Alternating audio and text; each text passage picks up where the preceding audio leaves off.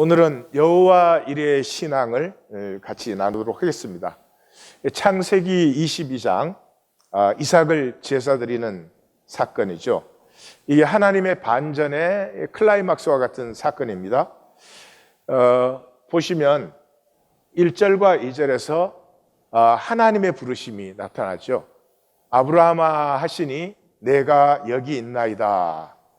그랬더니 내 아들 내 사랑하는 독자 이삭을 번제로 드려라. 하나님의 부르심이 있었어요. 부르심은 뭐였어요? 내 아들을 죽여라 하는 것이었어요. 그 다음에 반대편으로 가서 11절 12절을 보면 다시 하나님의 부르심이 나타납니다. 이번에는 아브라함을 두 번 불러요. 조금 급하신 것 같아요. 아브라함아 아브라함아 하시니 내가 여기 있나이다. 똑같죠? 그 아이에게 내 손을 대지 말라. 이번에는 하나님의 부르심으로 내 아들이 죽음을 지났다. 단순히 안 죽은 것이 아니고요. 죽음을 넘은 생명이 되었어요. 그 가운데 여호와 이레의 신앙이 나옵니다. 여호와 이레의 신앙에서는 여기서는 땅의 부르심이 나타나요. 땅의 부르심 중에서 우리에게 제일 간절한 것이 자식의 부름이죠. 자식의 부름. 다른 건 못 해줘도 자식의 부름에는 응답해주고 싶죠. 그래서 이삭이 내 아버지여 하니 내 아들아 내가 여기 있노라. 세 번 다 응답은 내가 여기 here I am 하는 거예요. 그래서 불과 나무는 있거니와 번제할 어린 양은 어디 있나이까. 그렇게 그것이 땅의 부르심이었어요. 그랬더니 번제할 어린 양은 하나님이 자기를 위하여 친히 준비하시리라. 여호와 이레. 그래서 여호와 이레의 신앙을 중심으로 하늘의 부르심이 이렇게 응답한 거죠. 그래서 인간에게 다스림의 권세가 주어졌어요.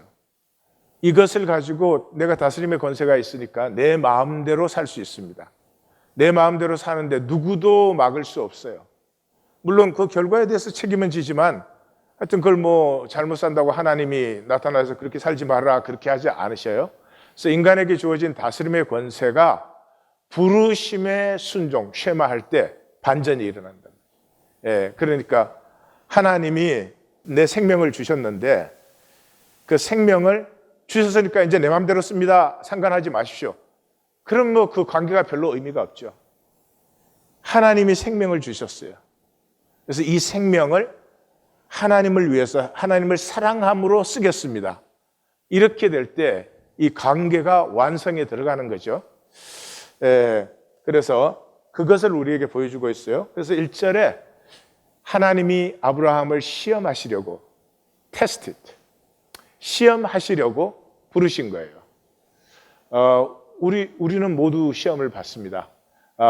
그랬더니 12절의 결론에 가서 내가 내 아들 내 독자까지도 내게 아끼지 아니하였으니 내가 이제야 내가 하나님을 경외하는 줄 아노라. 이렇게. 그래서 이거 잘못 읽으시면은 이게 무슨 뭐 옛날 얘기처럼 읽으시면은 하나님이 그것도 모르시나? 이러시면은 여러분은 영의 세계를, 이 본질계를 전혀 알지 못하시는 거예요.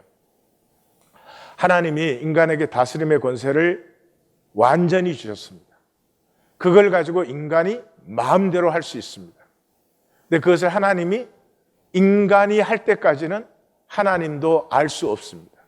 만약에 하나님이 아시면 하나님이 인간에게 간섭하신 것이 완전한 자유의지를 주셨어요. 그래야만 내가 완전한 자유의지로 하나님을 섬기고 하나님의 뜻에 순종해야지 그게 진정한 관계가 완성되는 것이지, 하나님이 뭐 미리 좀 아신다든지 이렇게 저렇게 조정할 수 있다든지 그러시면 안 되는 것이죠. 그래서 1절과 12절은 하늘과 땅이 어떻게 하나가 되는지, 우리가 살고 있는 세계는 4차원 세계예요. 이 4차원 세계 안에서 하나님은 무한 차원의 하나됨을 이루어요. 하나님과 하나 된다고 하는 건 무한 차원이에요. 그 신비가 말로 다 할 수 없어요. 그것을 이루시는 것이에요. 그러므로 우리에게 완전한 자유가 허락되어졌고 그 자유를 우리가 자원함으로 온전히 드릴 때 이 신비한 연합. 예. 지금 기독교가 어쩌면 가장 미스하고 있는 것인지도 몰라요. 전부의 4차원 논리에서 해석을 해가지고는 이 무한 차원의 신비가 완성이 되는 거죠. 이 스토리에서는 아브라함도 사라도 이삭도 사환도 전부가 침묵하고 있어요. 예. 그러니까 이 침묵은 뭐 그냥 할 말이 없어서 그런 것이 아니고요. 이 논리를 초월한 4차원 세계의 논리를 초월한 본질계의 신비 속으로 들어가는 것이죠. 한국에서 제사를 드려 보신 분은 알겠지만 제사를 드릴 때는 일제 말을 하면 안 됩니다. 아무 말 없이 침묵 가운데서 모든 게 이루어져요. 모든 종교의 제의가 다 그래요. 막 떠들면서 제의하는 데는 없습니다. 그래서 하나님께서 이 땅을 부르실 때 하늘과 땅의 신비한 연합, 무한 차원의 온전한 하나됨을 이루는 그 차원으로 들어가는 전혀 새로운 세계가 현상계 속에 지금 열리고 있는 것이죠. 그래서 아브라함이 아침에 일찍이 일어나 이 존재적 자발성이에요. 어릴 때 소풍 갈 때 일찍 일어나잖아요. 원하니까. 그러니까 여기는 그런 소풍 가는 즐거움은 아니지만은 존재적 자발성, 하나님의 부르심에 자기 존재 전체로 응답하는 이 자발성, 자원함을 볼 수 있죠. 제3일에 3일 동안 침묵이었죠. 아브라함이 눈을 들어 그것을 멀리 바라본지라. 거리상 멀리 바라봤다 그런 얘기가 아닙니다. 땅의 일을 처리하는 것이 아니고 이 땅의 세계에 열리는 하늘의 일에 참여하고 있는 것이에요. 그래서 이 눈을 들어 멀리 바라보는 것은 이 4차원 세계 안에 열리는 하늘 세계를 바라보는 모습이에요. 삶과 죽음을 넘어선 영역으로 들어가고 있는 것이에요. 그래서 히브리서 11장 13절을 보시면 이 사람들은 다 믿음을 따라 죽었으며 약속을 받지 못하였을 때, 현상계에서 받을 약속이면은 뭐 그렇게까지 살아요. 현상계 안에서 이 무한 차원의 세계를 받게 되는 것이고 그것과 연합하게 되는 것이고 그런 것이에요. 그래서 현상 세계에서 뭘 받거나 가질 것이 없어요. 그것들을 멀리서 보고 환영하고, 이 멀리서 보고는 단순히 무슨 뭐 시간이나 공간적인 얘기가 아니죠. 이 땅과 너무나 다른 차원의 그 세계를 바라보고 환영하며 땅에서는 그래서 외국인과 나그네로, 땅에서는 여기 내 것이라고 할 것이 아무것도 없는, 이 땅에서는 지나가는 사람, 이 가장 지혜롭게 사는 일이죠. 현상계는 소유할 수도 소유할 필요도 없는 것이에요. 여기를 붙들어지고 있느라고 이 우주와도 바꿀 수 없는 유업을 버리는 것이죠. 그래서 외경에는 예수님이 인생은 다리와 같아서 지혜로운 자는 지나가고 어리석은 자는 집을 짓는다. 그래서 외국인과 나그네 같이. 그래서 5절에서 그 사환들에게 너희는 나귀와 함께 여기서 기다리라. 성경에 뭐 기다리라 이것까지 적어요? 중요한 것이에요. 지금 이 땅의 세계 속에 하늘의 세계와 연합하잖아요. 그러니까 하늘 신비가 보이지 않는 사람은 forbidden, 금지 구역이에요. 그 사람들이 들어오면 안 돼요. 이 하늘이 열릴 수가 없는 거죠. 그래서 딱 아브라함과 이삭 둘이만 올라가게 되죠. 이에 아브라함이 그곳에 제단을 쌓고 나무를 버려놓고 그의 아들 이삭을 결박하여 제단 나무 위에 놓고 손을 내밀어 칼을 잡고 그의 아들을 잡으려 하니, 이 강제 사역 동사가 7개가 따라락 나옵니다. 이 그냥 뭐 아버지가 아들 제사 지내려고 했다는 얘기가 아니죠. 만약 그랬다고 하면 망설여야 되고 참 갈등이 생기고 그래야 되죠. 아니에요. 하늘의 부르심에 땅이 온전히 응답하는 모습이에요. 이 순간을 위해서 기다려왔어도 이렇게 할 수가 없는 그런 순간이에요. 그 현상의 가능성이라고 하는 것은 이제 완전히 의미를 잃은 상태예요. 현상에서 얘가 살아있냐 죽어있느냐 그게 의미가 전혀 아니에요. 이제 약속한 하늘 세계가 열리고 그것과 우리가 하나가 되느냐 하는 것이 전부인 상태입니다. 그때 이제 11절 12절이 아브라함아 아브라함아 하늘의 부르심이 다시 임하죠. 급하게 두 번이나 부르면서 그래서 내 아들을 손대지 말라 이렇게 하죠. 그 다음에 13절에 아브라함이 눈을 들어 다시 나왔죠. 지금 아까 눈을 들어 멀리 봤죠. 지금도 눈을 들어 바라보고 있죠.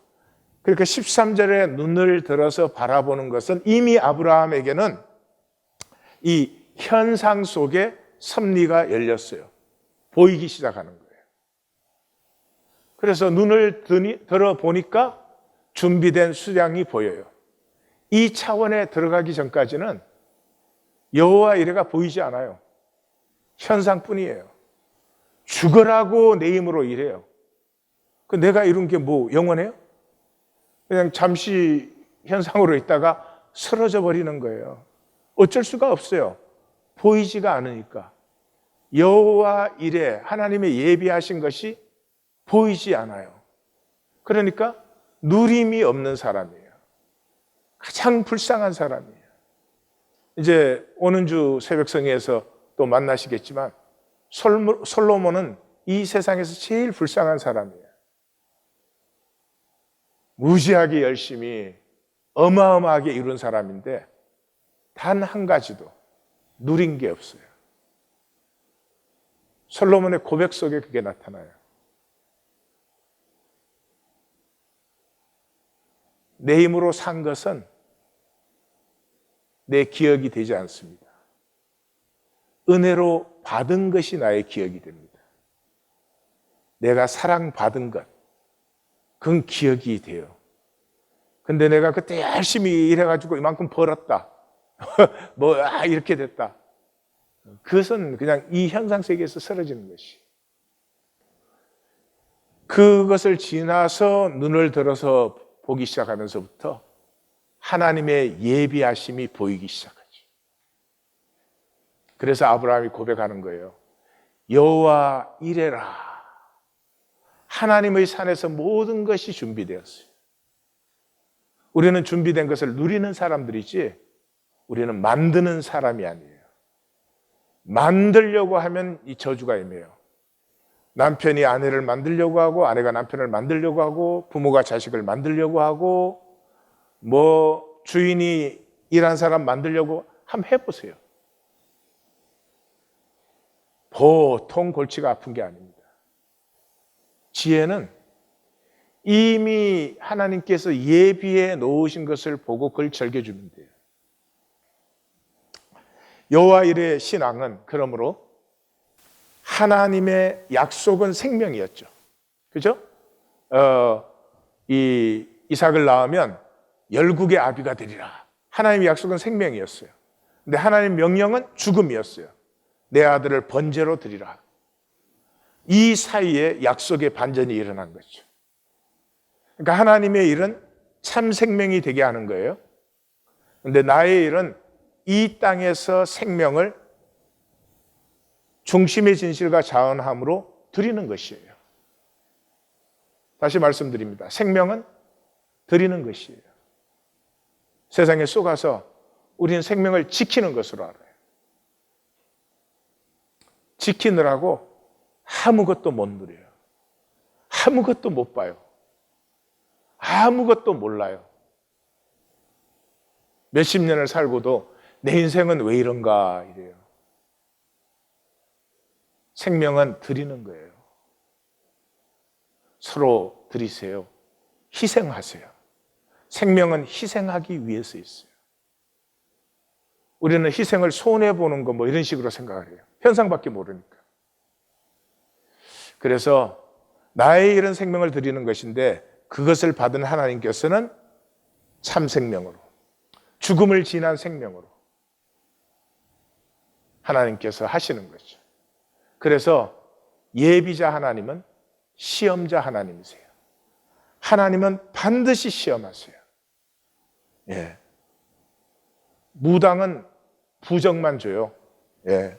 시험 안 줘요. 그런 무당 보셨어요?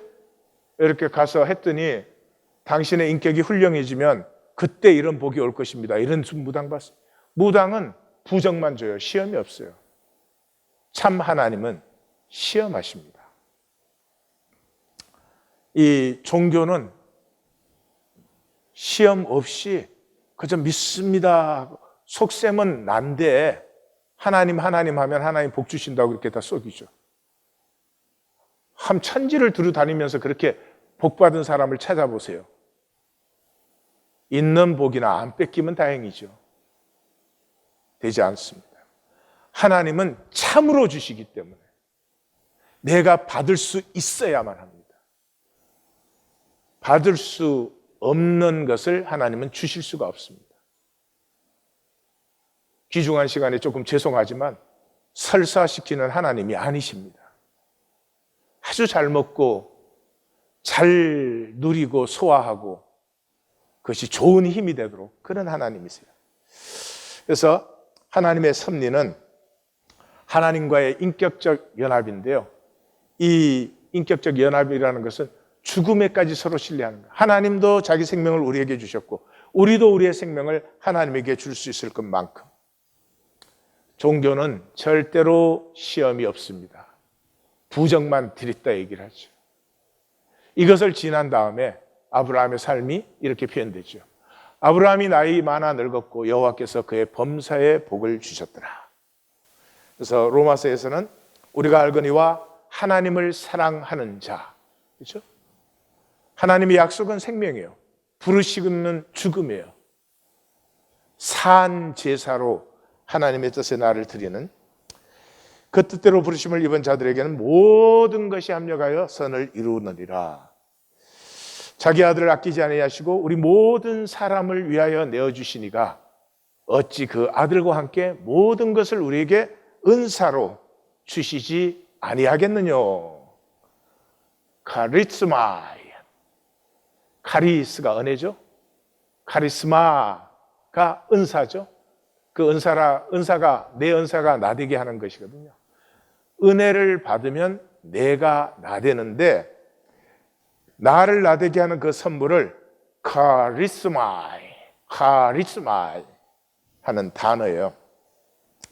그러므로 십자가로의 부르심은 그냥 희생해라 그런 얘기 아닙니다. 하나님은 우리 희생 원하지 않으세요. 내 몸을 불사르게 내어줘도 사랑 없으면 그 귀찮아. 왜 그런 짓을 하고 댕기니?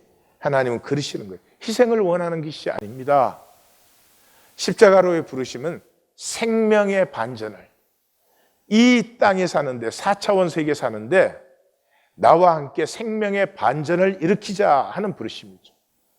그러므로 누구든지 나를 따라오려거든 자기를 부인하고 자기 십자가를 지고 나를 따를 것이니라. 이 세상의 사람, 현상의 사람, 4차원의 사람은 이거 읽으면 아주 부담스러워요. 누가 십자가를 질 수 있나? 웬 저런 말씀을 저기다 해놓나? 특별한 상급을 원하거든 십자가를 져라 뭐 이러면 좋겠는데 누구든지 그렇게밖에 안 보이죠. 이게 생명의 반전을, 그렇죠? 하나님의 약속은 생명이었는데 하나님의 부르심은 죽음이었죠. 이 전체를 보지 못하면은 참 부담스러운 말이죠. 우리는 새벽성의 넷째 날입니다. 제일 첫째 날 우리는 봤어요. 이 세상에는 두 개의 길이 있습니다. 하나는 거짓 자아로 사는 우리의 자아로 사는 그 세계예요. 이 자아로 현상 세계를 사는 사람은 굉장히 부족합니다. 현상 세계의 특징은 부족이에요. 아무리 가져봐야 이런 적 있으세요? 와, 돈을 너무 가졌다. 이제는 좀 그만 가졌으면 좋겠다. 그런 적 있으세요? 네. 하도 말도 안 되는 말을 하니까 죄송합니다. 세상을 다 가져도 욕망을 채울 수는 없어요. 무제경이에요. 그래서 지옥이죠. 그래서 이 광야 같은 이 세상의 고난의 삶을 살면서 자꾸 높아지려고 합니다. 그 욕망에 사로잡혀서 내가 나보다 더 높은 사람이 있는 것은 항상 좀 불편해.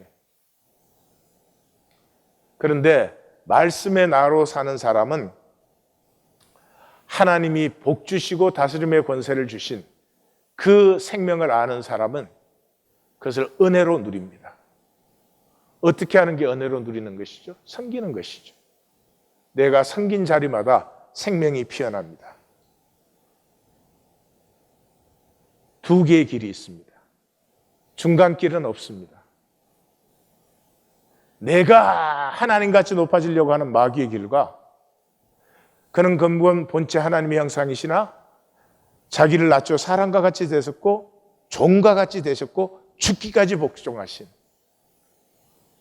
낮추고 섬기는 이 길, 두 길밖에 없습니다. 우리는 둘 중에 하나를 살고 있습니다. 어느 쪽을 살고 있습니까? 지금까지 어느 쪽으로 살고 있었는지 저는 별로 관심이 없습니다. 두 길 다 무지하게 열심히 삽니다. 두 길 다 가속도가 붙습니다. 이제 우리는 십자가의 길로 삽니다. 십자가의 길이 아닌 생명의 길이 있습니까? 십자가의 길이 아닌 복의 길이 있습니까? 십자가의 길이 아닌 기쁨의 길이 있습니까? 없습니다. 모두 쏘기는 것입니다. 생명도 복도 기쁨도 십자가의 길밖에는 없습니다. 우리는 십자가의 길로 갑니다.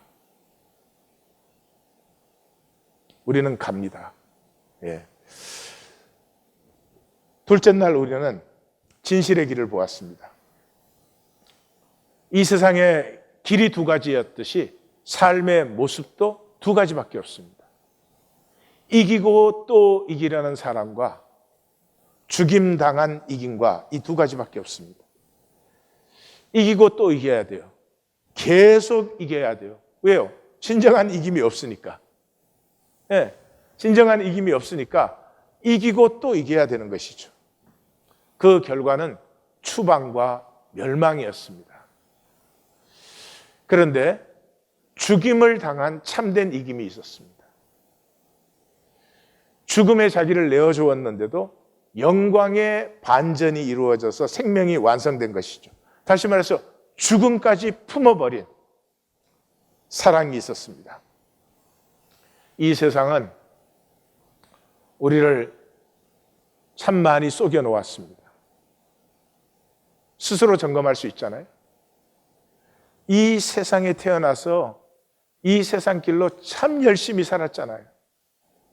이렇게 해야 된다고 해서, 이런 것을 가져야 된다고 해서, 뭐 이렇게 돼야 된다고 해서 정말 열심히 살았잖아요.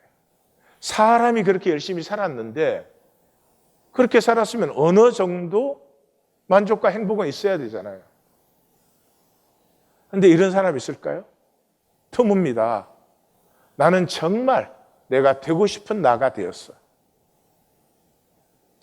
나는 완전치는 못하지만 정말 내가 살고 싶은 삶을 살아왔어. 드뭅니다. 아주 적은 건 아니지만 쉽게 만나기 힘듭니다. 왜 그래요? 세상 거짓에 속아서 그렇습니다. 거짓과 절대 타협하지 마십시오.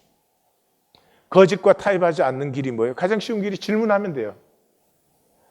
우리는 뭐 진실이 전혀 없으니까 중심의 진실부터 회복해야 돼요. 중심의 진실부터 회복하려면 간단하죠. 예배와 연보와 섬김에서부터 출발하면 됩니다. 예배가 가짜인 사람이 삶이 진실될 수는 없죠. 그래서 예배와 연보와 섬김할 때 자기한테 질문하세요. 나 지금 뭐 하는 거지? 혹시 드리기 싫은데 억지로 드리는 거 아니세요? 드리지 마세요. 그러면 고쳐질 수 있어요.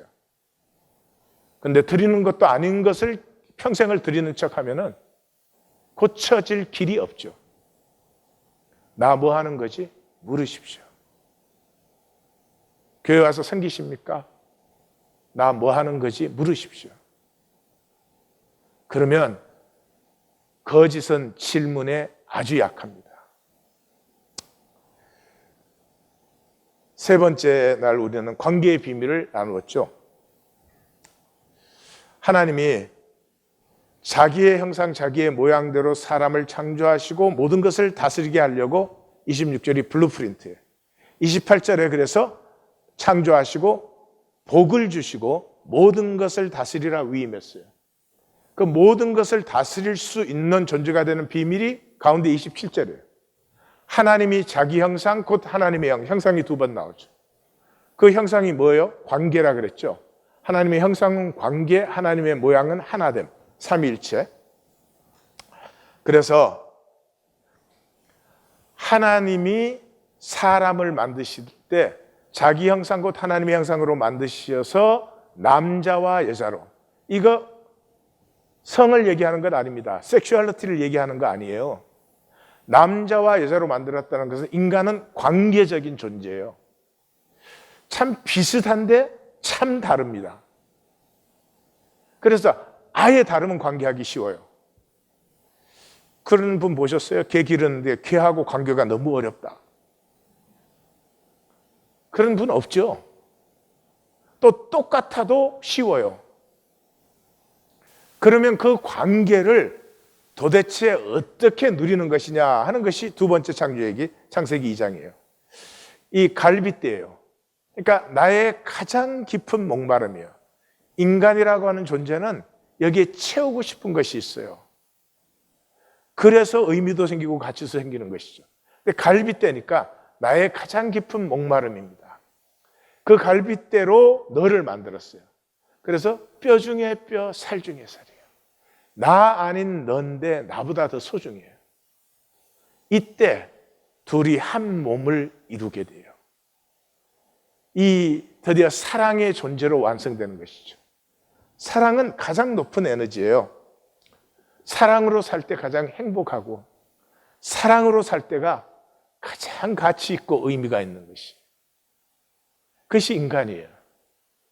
그리고 그렇게 살 때 벌거벗어서나 부끄러워하지 않는 나는 나의 존재로 만족한 세상이 속일 수 없는 존재가 되는 거죠. 이런 이 사람을 만들기 위해서 섭리가 뭐였어요? 단절 속에 넣었어요. 단절 속에. 단절이 됐다는 건 현상이거든요. 그래서 현상 속에 넣어주셨어요. 그런데 여기서 현상이 전부인 줄 알면 그냥 종노릇 하는 거예요. 현상은 끊임없이 목마르고 불안하고 비참합니다. 그래서 하나님 뭐라고 하신 거예요? 죄가 너를 원해요.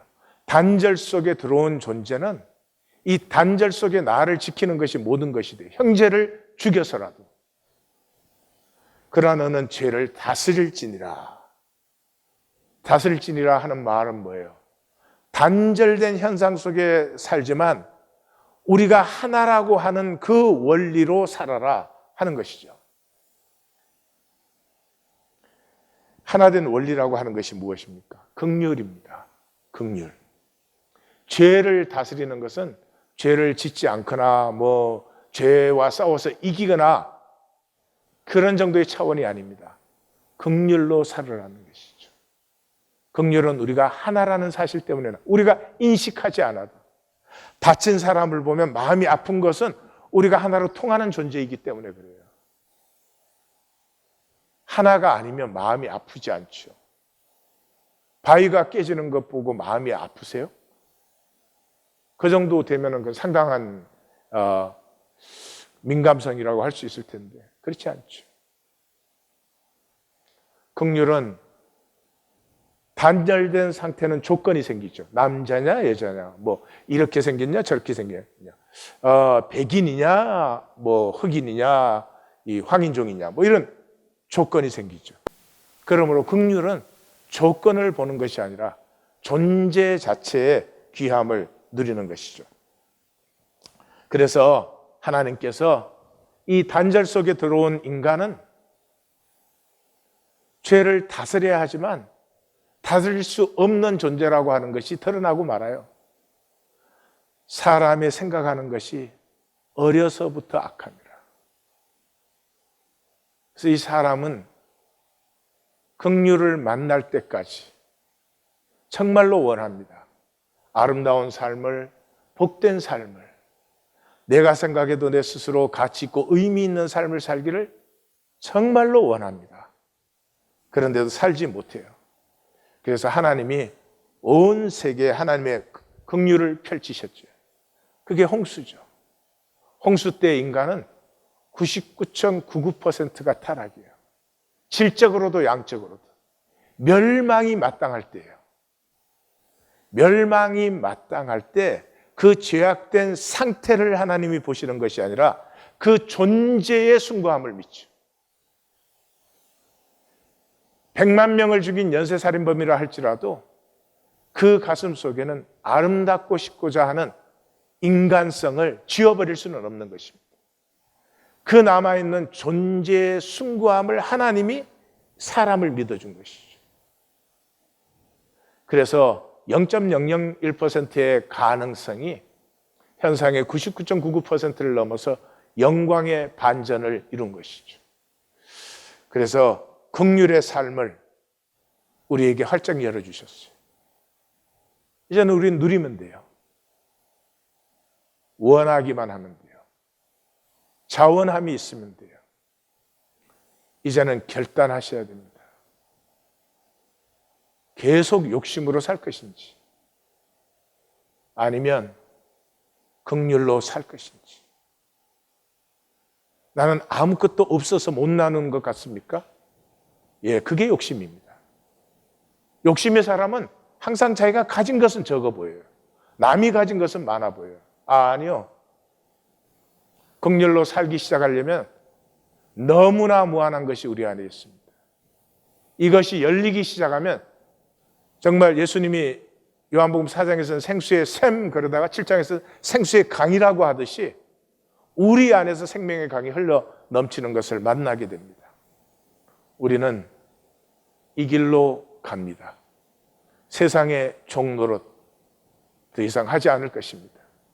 내가 그렇게 열심히 살아놓고 그게 부끄러워서 나는 그게 아닌 척하고 이 나뭇잎 치마를 보이는 이런 거짓된 삶은 우리는 이제 그만입니다. 우리는 먼저 중심의 진실을 회복할 것입니다. 적어도 하나님 앞에 우리는 중심의 진실을 여는 시간으로 들어가고 있는 것입니다. 남은 새벽성의 시간들 속에 우리는 십자가를 사는 사람들로, 우리는 아무리 힘들고 손해보는 것 같아도 진실을 지키는 사람들로, 그리고 무엇보다 이 땅에 남은 자가 되는, 세상이 너무 아프고 힘든데 모두가 쏘가서 떠내려가는 세상 속에 한 사람이라도, 내가 사는 것도 중요하지만 한 사람이라도 진정으로 건질 수 있는, 우선 내 자녀부터 남은 자가 되는 길을 우리는 함께 갈 것입니다. 하나님의 시간입니다. 하나님이 인도하시고 하나님이 축복하실 것입니다. 이 시간은 우리가 기도하기 원합니다. 기도는 지난번 우리 크리스마스 주일에 한 것처럼 세 가지 기도 제목을 3분간 하겠습니다. 오늘 기도는 침묵 기도로 하겠습니다.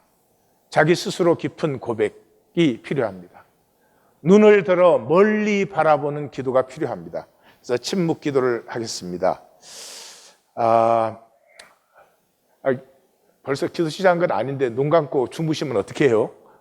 예? 예. 이 살려고 하면 깨어집니다.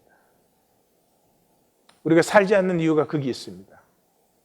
깨어지는 게 싫거든요. 아프거든요. 그냥 이해하는 걸로, 아는 걸로 끝났으면 좋겠어요. 근데 그 아는 것을 살려고 해보면 깨어져요. 예. 부부 간에도 서로 사랑하라는 말씀 살려고 해보면 상대편이 어떻든 간에 나는 참 살지 않았구나. 깨어질 수밖에 없어요. 깨어지는 것이 심판받는 것이고 이때 하나님의 반전이 일어납니다. 종교는 생각만으로 하기 때문에 늘 이렇게 생각합니다. 그 참 좋은데 어떻게 그렇게 살 수 있나? 누가 십자가를 질 수 있나? 그러면 역사에 십자가를 진 사람들은 다 거짓말이에요? 다수는 아니에요. 그러나 허다한 정인들이 있어요. 그런데 자기가 살지 않으려고 이 생각은 항상 그렇게 자기 정당화를 만드는 것이죠. 끝입니다. No more. 끝입니다. 그 계속하는 것은 자기도 자기 자녀에게도 저주가 됩니다. 우리가 세 가지를 기도하겠습니다.